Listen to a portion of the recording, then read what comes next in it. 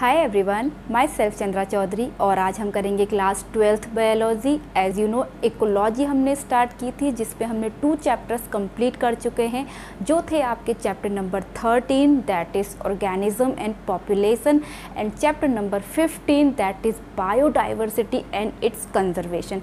आज मैं स्टार्ट करने जा रही हूँ chapter number 14 that is ecosystem.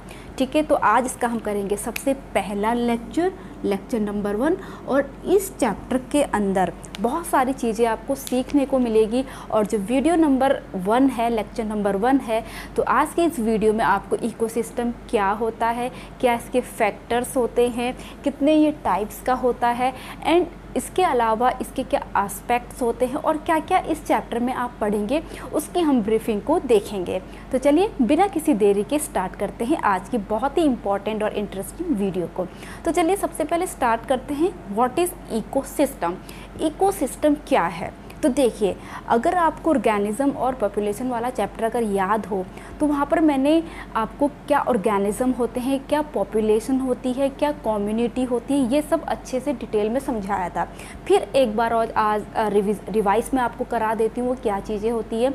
देखिए, किसी भी हम लिविंग थिंग्स को ले लें, भले वो हम एक पर्टिकुलर ह्यूमन को ले लें, मैं हूँ, या हम एक कैट को ले लें, एक डॉग को ले लें, एक बफेलो को ले लें, एक काऊ को ले लें, वो एक ऑर्गेनिज्म है। ठीक है, तो सबसे छोटी जो यूनिट है आपकी जो है वो क्या होगी? आपकी ऑर्गेनिज्म। ठीक है, भले हम वो कैट को ले लें, डॉग को ले लें या ह्यूमन्स बीइंग को ले लें, तो एक ऑर्गेनिज्म है। और जब इसकी एक पर्टिकुलर एरिया की उनकी संख्या को अगर हम ले लें, अगर मैं कहूँ जो 1 किलोमीटर का एरिया है इसमें कितने सारे कैट पाए जाते हैं या कितने सारे डॉग यहाँ पर है या कितनी ह्यूमंस की पॉपुलेशन है, ठीक है, ये कितने ह्यूमंस की नंबर है, तो जो नंबर्स निकल के आएंगे वो उसकी पॉपुलेशन कहलाती है उस पर्टिकुलर एरिया की। पॉपुलेशन को हम एक ऐसे डिफाइन नहीं कर सकते कि हाँ इतनी पॉपुलेशन डॉग की है, वो एरिया वाइज एरिया वेरी करती है। तो ठीक है, किसी एक पर्टिकुलर एरिया में अगर हम उसे काउंट करते हैं तो वो क्या कहलाती है? आपकी पॉपुलेशन। यानी कि पॉपुलेशन बनाएंगे ऑर्गेनिज्म मिलके।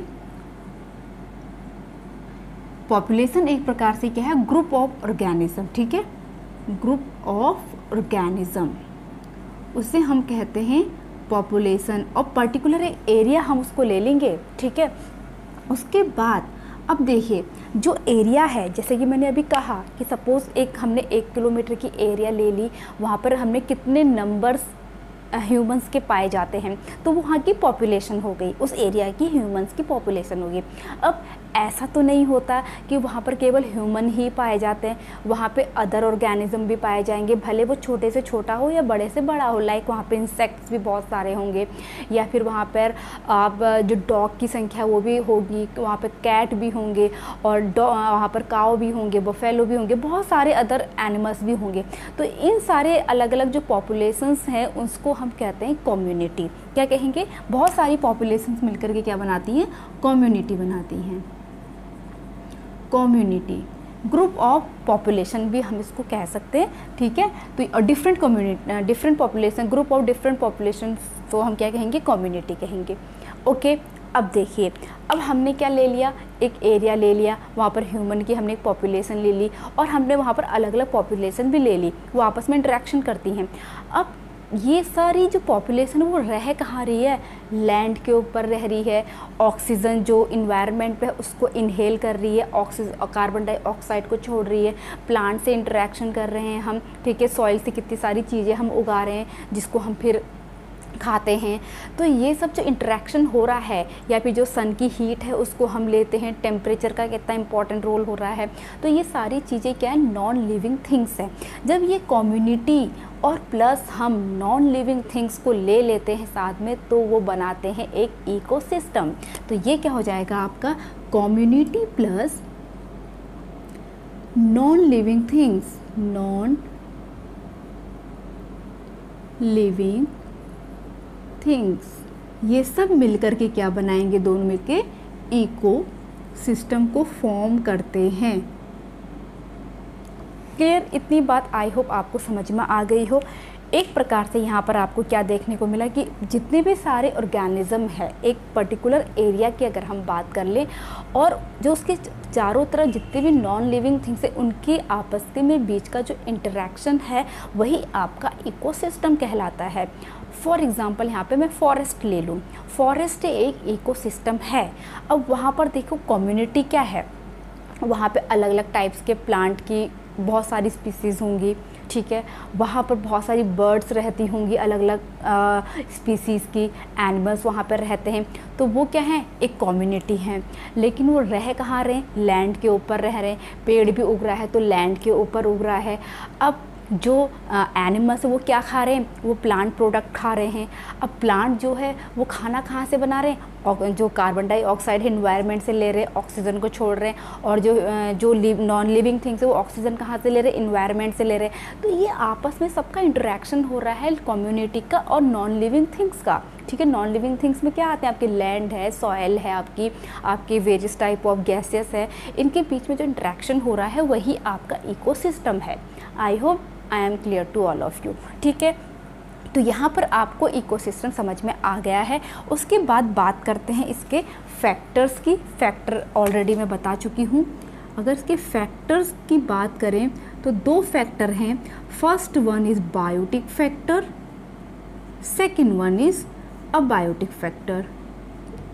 इकोसिस्टम के 2 फैक्टर होते हैं, बायोटिक और अबायोटिक।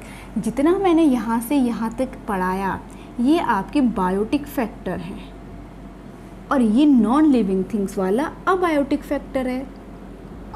अबायोटिक फैक्टर्स हैं, ठीक है। तो ये अबायोटिक का मतलब क्या होता है, लिविंग थिंग्स या लिविंग ऑर्गेनिज्म, और अबायोटिक का मतलब क्या है, नॉन लिविंग। जैसे आपका क्या है, एयर है, वाटर है, सॉइल है, ठीक है, एंड गैसेस हैं, और भी टेम्परेचर है, सनलाइट है, मॉइस्चर है, ह्यूमिडिटी है, डे लेंथ है। ये सारी चीज़ें आपकी एबायोटिक फैक्टर्स में आती हैं जो आपस में क्या करती हैं, इंटरेक्शन करती हैं। ये आपके फैक्टर्स होते हैं। नेक्स्ट है आपके टाइप्स की, हम बात कर लेते हैं इसके, ठीक है। टाइप्स की अगर मैं बात करूं इकोसिस्टम की, तो इकोसिस्टम जो है आपका वो 2 टाइप्स का होता है। एक होता है आपका natural ecosystem, natural ecosystem, and second one है हमारा artificial ecosystem, artificial ecosystem. Clear, 2 types का है। अब नेचुरल का मतलब जो नेचुरली अकर करते हैं, ठीक है, और दूसरा क्या है आपका आर्टिफिशियल। अब जो नेचुरल इकोसिस्टम है इसको की भी 2 कैटेगरीज होती हैं। 2 कैटेगरीज कौन कौन सी हो गई मेजरली, एक है आपका टेरेस्ट्रियल और दूसरा है आपका एक्वेटिक इकोसिस्टम। क्लियर। अब टेरेस्ट्रियल इकोसिस्टम में क्या क्या आएंगे आपके, लाइक फॉरेस्ट है आपका, ठीक है, डेजर्ट है, ठीक है, ये सारे आपके किस में आएंगे, टेरेस्ट्रियल इकोसिस्टम में आएंगे। अब एक्वेटिक की बात करें तो लाइक पॉन्ड है, रिवर है, ओशियन है, ठीक है, ईस्चुरीज है। अब ये ईस्चुरी क्या होते हैं, ईस्चुरी बेटा आपकी जो रिवर और सी का जहाँ पर मिलन होता है, मतलब जब कोई भी रिवर सी से मिलने वाली होती है, उसकी जो वहाँ पर जो उसका मुहाना होता है काफ़ी चौड़ा होता है, उस चीज़ को हम ईस्चुरी कहते हैं। क्लियर। तो ये आपके 2 कैटेगरीज हो गए, टेरेस्ट्रियल और एक्वेटिक। अब दूसरा है आपका आर्टिफिशियल इकोसिस्टम में क्या क्या आएंगे, देखिए क्रॉप फील्ड है, क्रॉप फील्ड्स हैं, ठीक है, आपका एक्वेरियम है, ओके, और क्या हो सकता है आपका एक्वेरियम है, क्रॉप फील्ड है, और आपके पोल्ट्री फार्म्स हैं, पोल्ट्री फार्म्स हैं, ज़ू है। ये सब आपके क्या हैं, आर्टिफिशियल इकोसिस्टम्स हैं। ओके, आई होप इतनी बात आपको समझ में आ गई होगी रिगार्डिंग टू इकोसिस्टम। अब आपका जो नेक्स्ट टर्न है वो है आपका स्ट्रैटिफिकेशन। स्ट्रैटिफिकेशन क्या है देखिए, बहुत ही इम्पॉर्टेंट है, एग्ज़ाम में पूछा भी गया है नीट के।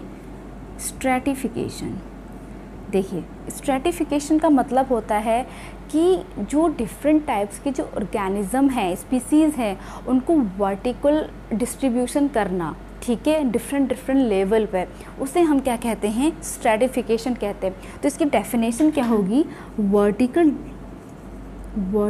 Distribution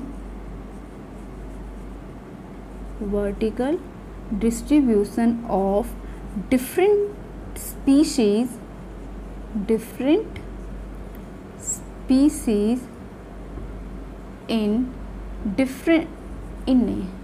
occupying in different levels। तो उसे हम कहते हैं स्ट्रैटिफिकेशन, मीन्स डिफरेंट स्पीसीज़ को उसके वर्टिकल डिस्ट्रीब्यूशन में रखना, डिफरेंट लेवल्स पे, इसे हम स्ट्रैटिफिकेशन कहते हैं। जैसे फॉरेस्ट की अगर हम बात करें तो फॉरेस्ट में देखिए वहाँ पे ट्रीज़ भी होते हैं, श्रब भी होते हैं एंड ग्रासेस भी होती हैं। तो वहाँ पर जो सबसे नीचे आती है वो ग्रास आती है, ठीक है, उसके ऊपर क्या आएगा आपका, श्रब आते हैं, उससे ऊपर क्या आते हैं आपके, ट्री आते हैं। ये टॉप लेवल पे आ गया और ब्लो लेवल पे आपको ग्रास आ गई। तो ये आपका क्या है, स्ट्रैटिफिकेशन है। आई होप ये आपको भी समझ में आ गया होगा। इसके बाद हम एस्पेक्ट्स ऑफ इकोसिस्टम पढ़ते हैं और क्या क्या पॉइंट्स आपको इसमें पढ़ने हैं वो मैं आपको बताऊंगी। चलिए आप इसका स्क्रीनशॉट ले लीजिए, मैं इसके बाद इसको रफ करने जा रही हूँ। आई होप आपने इसका स्क्रीनशॉट ले लिया होगा। बहुत अच्छा चैप्टर है ये, काफ़ी इजी भी है और समझ में आने वाला है जल्दी से। उसके बाद एस्पेक्ट्स की अगर मैं बात करूं तो इसके 4 एस्पेक्ट्स आपको पढ़ने हैं। फर्स्ट एस्पेक्ट है, यहीं पे देखो लिखा हुआ है, फर्स्ट एस्पेक्ट रहेगा इसका प्रोडक्टिविटी। आपने प्रोडक्टिविटी पढ़नी है इसमें इकोसिस्टम की। सेकंड आपको पढ़ना है यहाँ पर डिकॉम्पोजिशन।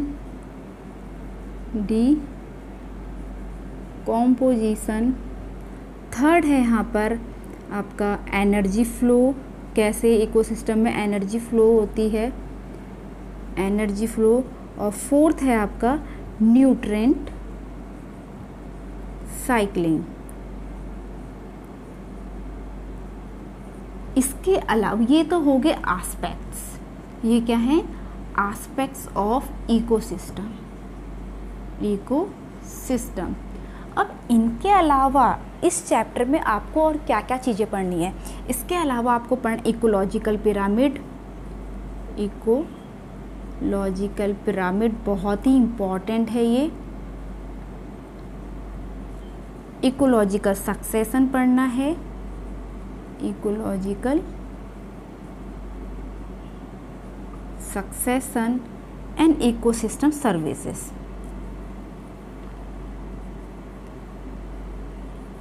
इकोसिस्टम सर्विस,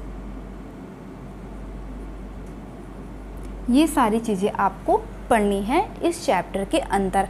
अब प्रोडक्टिविटी क्या होती है, डिकॉम्पोजिशन क्या है, एनर्जी फ्लो क्या है, न्यूट्रिएंट साइकिल क्या है, ये आपको मैं आने वाली नेक्स्ट वीडियो में पढ़ाऊंगी। इसके बाद एक एग्जांपल आपको पढ़ना है पॉन्ड का, ठीक है। पॉन्ड एक क्या है, इकोसिस्टम है, जो कैसा इकोसिस्टम है आपका, सेल्फ सस्टेनेबल यूनिट है, ठीक है। क्या है ये, सेल्फ सस्टेनेबल यूनिट, ठीक है। अब यहाँ पर आपको मैं बताती हूँ कि कैसे यहाँ पर एबायोटिक फैक्टर्स हैं, कैसे बायोटिक फैक्टर्स हैं। तो देखिए इसके आपके 2 फैक्टर्स होंगे। नंबर 1 इज अबायोटिक, सेकंड है आपका बायोटिक फैक्टर्स, ठीक है। अब आप मुझे बता सकते हैं कि पॉन्ड के अंदर क्या क्या बायोटिक फैक्टर्स होंगे, क्या क्या अबायोटिक फैक्टर्स होंगे। तो सबसे पहली बात तो पॉन्ड का जो एक वाटर है जिससे मिलकर आपका पॉन्ड हम कह रहे हैं वो एक अबायोटिक फैक्टर है, नॉन लिविंग थिंग्स है, ठीक है। उसमें जो ऑर्गेनिक और इनऑर्गेनिक मैटर है, ऑर्गेनिक एंड इनऑर्गेनिक जो मैटर है वो सब क्या है, आपके अबायोटिक फैक्टर्स हैं, ओके। जो क्लाइमेटिक कंडीशन है, क्लाइमेटिक कंडीशन, डे लेंथ जो है वहाँ पे की टेम्परेचर जो रहेगा, टेम्परेचर, डे लेंथ कितनी है, ये सारी की सारी जो चीज़ें हैं ये आपकी आएंगी अबायोटिक फैक्टर्स के अंदर, ठीक है। अब बायोटिक फैक्टर्स की बात करें तो वहाँ पर ऑटोट्रॉप्स होंगे, क्या होंगे, ऑटोट्रॉप्स। अब ऑटोट्रॉप्स में क्या क्या है, वहाँ पर आपके फाइटोप्लैंक्टन्स हैं, फाइटोप्लैंक्टन हैं, ठीक है, और सम एल्गी हैं वहाँ पर जो फोटोसिंथेसिस की प्रोसेस को करते हैं। अब वहाँ पर ऑटोट्रॉप हैं तो हेटेरोट्रॉप भी होंगे, या फिर कंज्यूमर हम जिन्हें कहते हैं, कंज्यूमर में आपके जू प्लैंक्टन आ जाते हैं, जू प्लैंक्टन, ओके। उसके बाद डीकॉम्पोजर्स आएंगे, जिसमें फंगी एंड बैक्टीरिया होते हैं, ठीक है। तो ये एक पॉन्ड क्या है, सेल्फ सस्टेनेबल यूनिट है, मीन्स वो कैसे वहाँ पर एनर्जी का फ्लो जो बना रहता है वो कैसे रहेगा, यहाँ से एनर्जी यहाँ से यहाँ कैसे होती है, ये आपको आने वाले नेक्स्ट वीडियोस में पता चलेगा। बट इस तरीके से ये अपने आप को सेल्फ सस्टेन करता है पॉन्ड, ठीक है। तो आप इसका भी स्क्रीनशॉट ले सकते हैं। और आज की वीडियो में इतना ही, जिसमें मैंने आपको बताया कि इकोसिस्टम क्या होता है, क्या इसके फैक्टर्स होते हैं, क्या इसके टाइप्स हैं और क्या यहाँ पर इसके आस्पेक्ट्स हैं, ये हमने पढ़ा। और आने वाली नेक्स्ट वीडियो में मैं प्रोडक्टिविटी बताऊँगी। तो आई होप आज की वीडियो आप लोगों को अच्छी लगी होगी। वीडियो अच्छी लगी हो तो please hit the like, leave the comment, subscribe to my channel and press the bell icon. मैं मिलूंगी अपनी नेक्स्ट वीडियो के साथ, तब तक के लिए stay tune, stay healthy, stay connected, bye bye.